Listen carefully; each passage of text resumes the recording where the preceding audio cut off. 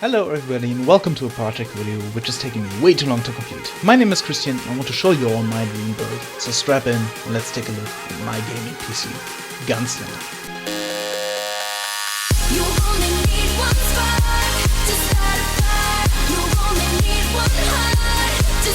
The case I chose for this build is the Corsair H100i, a brilliant chassis with an interesting form factor. It offers a lot of space for cable management, great looks, and I love it to bits.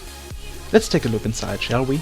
My motherboard of choice for this build is the MSI Z170A Gaming M7, an awesome motherboard with lots of options for expanding your system in the future. I especially adore the red and black color scheme, which I carried over to all the rest of the parts in the computer. Underneath my massive Corsair H100i GTX lies the beast, an Intel i7-6700K. A huge upgrade for me and a worthwhile one at that. It manages to keep up with even the most intensive workloads and handles everything wonderfully. Here you can see the specs of my CPU in a little bit more detail. I have not tried to overclock it yet, maybe I'll try that in the future. To the left you can see my 16GB of Corsair Vengeance LPX DDR4 memory running at 3000 MHz.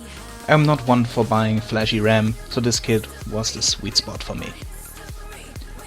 Moving up a little reveals my GPU, an MSI GTX 980 Ti Gaming 6G, an absolute monster of a card. So far it handled every game I threw at it on maxed out settings while staying very quiet.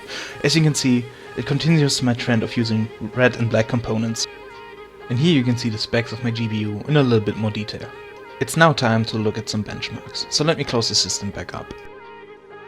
As you can see, it completed a few rounds of Firestrike without any hiccups. 14,940 is the score I got. It's also better than 93% of all results, whatever that means. In Cinebench we achieved a 139 FPS score in OpenGL and a 907 CB score for the CPU, not too shabby for a non-overclocked system.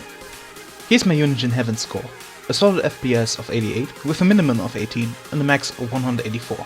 I ran it on all ultra settings with extreme tessellation turned on and 8x AA. All these synthetic benchmarks were run at 1080p, by the way.